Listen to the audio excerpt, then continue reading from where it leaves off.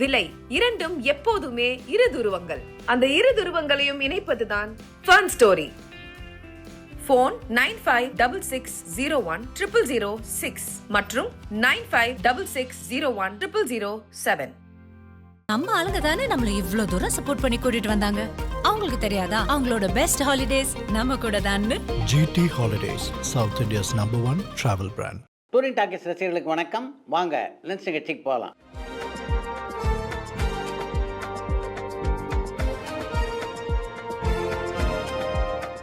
என்னப்பா முதல் கேள்வி? வதந்தி 2 வெப் சீரிஸ் மக்கள் கிட்ட வரவேற்பு எந்த அளவு பெற்றிருக்குன்னு கமலா ஈரோட்ல இருந்து கேட்டிருக்காங்க. ஆண்ட்ரூ லூயிஸ் இயக்கத்திலே உருவாகியுள்ள வதந்தி 2 வெப் சீரிஸ் மக்கள் மத்தியிலே மிகச்சிறந்த வரவேற்பை பெற்றுக் கொண்டிருக்கிறது. அந்த வெப் சீரிஸ்ல கதாநாயகனாக நடித்திருக்கின்ற சசிகுமாரின் நடிப்பு மக்கள் மத்தியிலே பெரும் வரவேற்பை பெற்றுக் கொண்டிருக்கிறது. ஹோம்பலை பிலிம் சுதா கங்கரா கூட்டணியில் உருவாக இருந்த படம் என்னாச்சுன்னு மயூரன் மட்டக்களப்புல இருந்து கேட்டிருக்காங்க.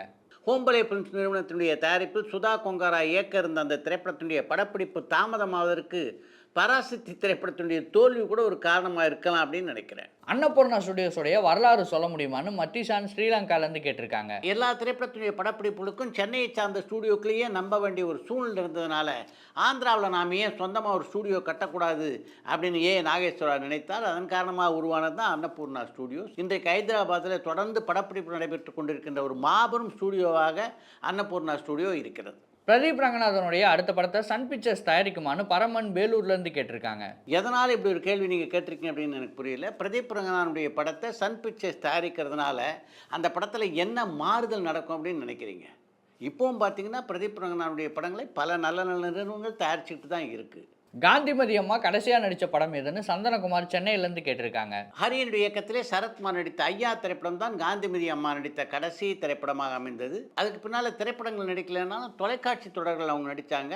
அவங்க நடித்த கடைசி தொலைக்காட்சி தொடர் அப்படின்னு பொண்டாட்டி தேவை சீரியலில் சொல்லலாம். தமிழ் சினிமாவில் தன்னை சரியாக ப்ரொமோஷன் பண்ணிக்கிற நடிகர் யாருன்னு நீங்கள் நினைக்கிறீங்கன்னு சஞ்சய் பெரம்பூர்லேருந்து கேட்டிருக்காங்க. தமிழ் சினிமாவில் தன்னை மிகச்சரியாக ப்ரமோஷன் பண்ணிக்கிற நடிகர் அப்படின்னு சிவகார்த்திகேயனை சொல்லலாம். சினிமா சார்ந்த பிரச்சனைகளை பேச சட்டசபையை கூட்டுவாரா சிஎம் விஜய்னு பல்லவி ராமேஸ்வரத்துலேருந்து கேட்டிருக்காங்க.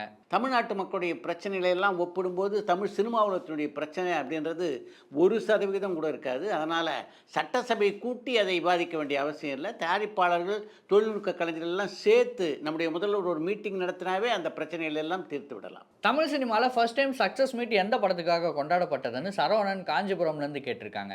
தமிழ் திரைப்படங்களை பொறுத்தவரையிலே சக்ஸஸ் மீட் அப்படின்றதெல்லாம் கடந்த 4-5 வருடங்களில் தான் தமிழ் சினிமாவில் அறிமுகமானது. அதற்கு முன்னாலே படங்கள் 100 நாளை கடந்து ஓடும்போது அதுக்கு விழா எடுப்பார்கள். அப்படி பல படங்களுக்கு தமிழ் சினிமாவிலே விழா எடுத்திருக்கிறார்கள். லக்ஷ்மி மூவி மேக்கர்ஸ் தயாரித்த முதல் படமும் கடைசி படமும் எதுன்னு பொள்ளாச்சியிலேருந்து விக்னேஸ்வரன் கேட்டிருக்காங்க. சரத்குமார் கதாநாயகனாக நடித்த அரண்மனை காவலன் என்ற திரைப்படம் தான் லக்ஷ்மி மூவி மேக்கர்ஸ் தயாரித்த முதல் திரைப்படம். அன்று படங்களை தயாரிப்பதை தொடங்கிய அந்த பட நிறுவனம் இன்று வரை பட தயாரிப்பு நிறுத்தலை. இப்போ கூட பார்த்தீங்கன்னா 4 Idiots அப்படின்ற ஒரு படத்தை அவங்க தயாரிச்சிருக்காங்க. அந்த படம் வருகின்ற செப்டம்பர் மாதம் 4ஆம் தேதி என்று வெளியாக இருக்கிறது. அதனால் லக்ஷ்மி மூவி மேக்கர்ஸை பொறுத்த வரைக்கும் அவங்களுடைய கடைசி படம் அப்படின்னு இப்போ சொல்ல முடியாது. ஏன்னா அவங்க தொடர்ந்து படங்களை தயாரித்து கொண்டிருக்கிறார்கள். இதுக்கு முன்னாடி இந்த முதலமைச்சர்கள் திருமண விழாக்களில் கலந்துக்கிட்டு அங்கேயும் அரசியல் பேசுவாங்க. அதை விஜயும் தொடர்வாரான்னு பொள்ளாச்சியிலேருந்து விக்னேஸ்வரன் கேட்டிருக்காங்க. திருமண விழாக்களிலே நமது முதல்வர் ஜோசப் விஜய் கலந்து கொள்வதற்கு வாய்ப்பு இருக்குது. ஆனால் அந்த திருமண விழாக்களில் அவர் பேசுவார் அப்படின்னு நான் நினைக்கல. சமீபத்தில் நடிகர் சுதீப் எந்த தமிழ் படத்துலையும் நடிக்கலையே, காரணம் என்னன்னு கமலா ஈரோட்லேருந்து கேட்டிருக்காங்க. சுதீப் ஒரு கன்னட நடிகர் அப்படின்றது உங்களுக்கு நல்லா தெரியும் அப்படின்னு நினைக்கிறேன். அவர் நேரடியாக தமிழ் படங்களில் நடிக்கிறது இல்லை. கன்னடம், தமிழ் ஆகிய 2 மொழிகளில் தயாரிக்கப்படுகின்ற ஒரு சில படத்தில் அவர் நடிச்சிருக்கார். இப்போ அப்படிப்பட்ட வாய்ப்புகள் எதுவும் சரியாக அமையாதனால தான் அவர் தமிழ் படங்களில் பார்க்க முடியல.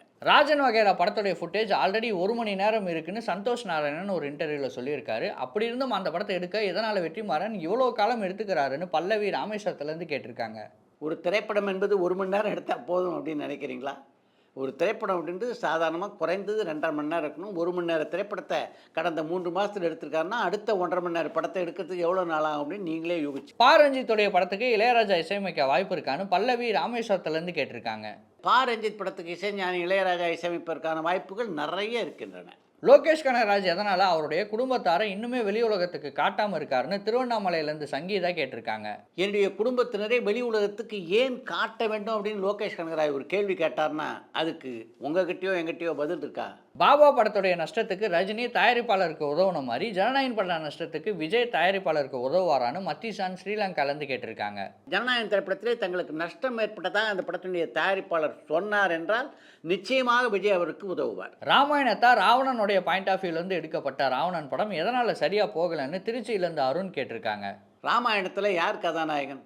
ஸ்ரீ ராமபிரான் தானே கதாநாயகன். அப்படி இருக்க ராவணனுடைய கோணத்திலே ராமாயணம் கதையை சொன்னால் அது எப்படி வெற்றி பெறும்? சிவகார்த்திகேயன் அருண் மாதேஸ்வரனோட கூட்டணி சேருவாரான்னு கமலா ஈரோட்லேருந்து கேட்டிருக்காங்க.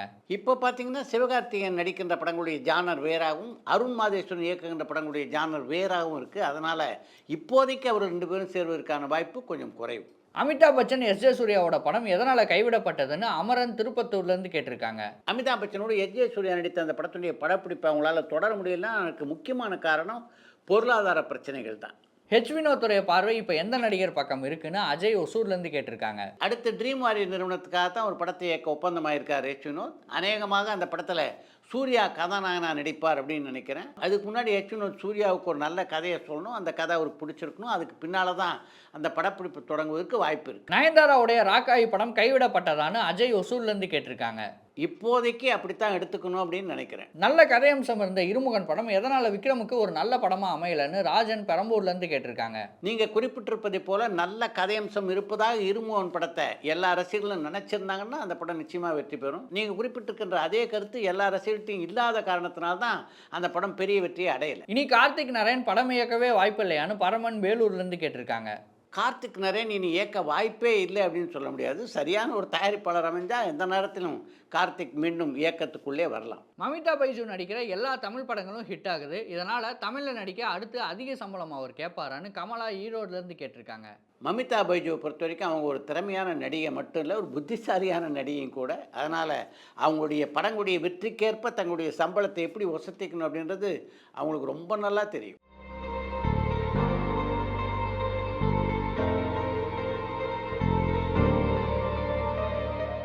பாரதி ராஜா கிட்டேருந்து வந்த எல்லா டேரக்டரோட படங்கள்லையும் காமெடி அதிகமாக இருக்கும். ஆனால் பாரதி ராஜா படங்களில் காமெடி அதிகமாக இருக்காது. எதனால் பாரதி ராஜா அவருடைய படங்களில் காமெடிக்கு முக்கியத்துவம் கொடுக்கவே இல்லைன்னு கொழும்பு நகர்லேருந்து அதிகன்னு கேட்டிருக்காங்க. பாரதி ராஜாவை பொறுத்த வரைக்கும் அவருக்கு நகைச்சுவை உணர்வு கொஞ்சம் கம்மி அப்படின்னு தான் சொல்லணும். அவருடைய பல திரைப்படங்களில் நகைச்சுவை காட்சிகள் எல்லாம் படமாக்கி விட்டு அதுக்கப்புறம் நீக்கிய சம்பவங்கள்லாம் கூட உண்டு. உதாரணத்துக்கு சொல்லணும்னா கடலோர கவிதைகள் படத்தில் நானும் செந்திலும் நடித்த நகைச்சுவை காட்சிகள் ஏறக்குறைய 2000 அடி படமாக்கப்பட்டது. எல்லாத்தையும் கடைசி நேரத்தில் அந்த படத்தில் இருந்து நீக்கி விட்டார் டைரக்டர். படத்தினுடைய நீளத்தை குறைக்கணும்னா முதல்ல நகைச்சுவை காட்சிகளை தான் வெட்டுவார் பாரதி ராஜா. அடுத்து இன்று ஒரு தகவல். பிரபல கவிஞரான வாலி ஒளிப்பதிவாளர் மாருதிராவுடன் சேர்ந்து இயக்கிய திரைப்படம் தான் வடமாலை என்ற திரைப்படம். அந்த படத்தை தயாரித்தவர் தர்மராஜன் என்ற தயாரிப்பாளர். இந்த தர்மராஜன் யார் அப்படின்றத பற்றி உங்களுக்கு சொல்லணும் அப்படின்னு நினைக்கிறேன். எம்ஜிஆர் முதல்வராக பதவியேற்றதுக்கு பின்னாலே ஒரு திரைப்படத்தில் நடிக்கலாம் அப்படின்ற எண்ணம் அவருக்கு வந்தது. அப்போ அந்த படத்தை தயாரிப்பதாக இருந்தது இந்த தர்மராஜன் தான். கே சங்கருடைய இயக்கத்தில் தான் அந்த படம் உருவாக இருந்தது. அந்த படத்துக்கு கதை வசனம் எழுதியவர் வாலி.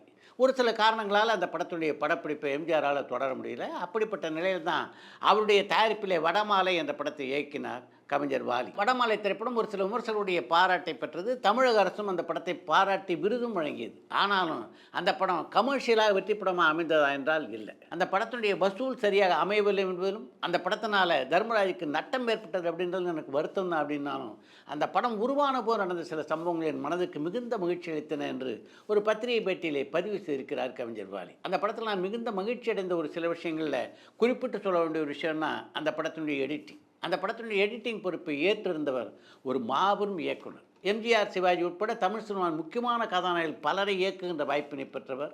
சிங்களத்தில் கூட ஒரு படத்தை இயக்கியிருக்கார். அப்படிப்பட்ட மாபெரும் இயக்குனரான கே சங்கர் உன் படத்தை நான் தான் எடிட் பண்ணுவேன் அப்படின்னு சொல்லி அந்த படத்தை எடிட் பண்ணுவதற்கு தானாக முன் வந்தார். ஒரு பாடலாசிரியராக பல படங்களில் அவரோடு பணியாற்றியிருக்கேன் அப்படின்னாலும் நான் டைரக்டராகவும் அவர் எடிட்டராகவும் பணியாற்றிய அந்த அனுபவம் இருக்க அதை என்னால் என்றும் மறக்க முடியாது என்று அந்த பத்திரிகை பேட்டியிலே பதிவு செய்திருக்கிறார் கவிஞர் வாலி.